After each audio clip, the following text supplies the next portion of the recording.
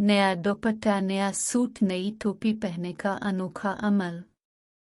औरतों का शान और शौकत मिले और हर बिला दूर।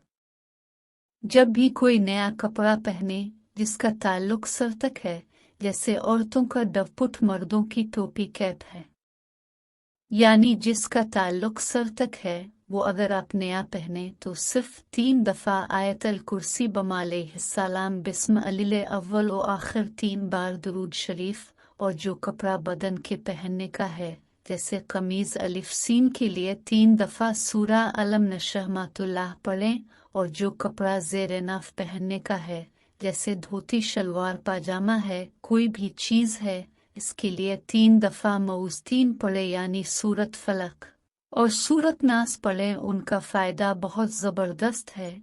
जब तक सर वाला कपड़ा रहेगा अल्लाह ताला इज़्ज़त वक़ार शान और शौकत देगा, और सर की चोटें, सर की तकलीफ़ें और सर के हादसे और सर की ज़िल्लत से बचा रहेगा।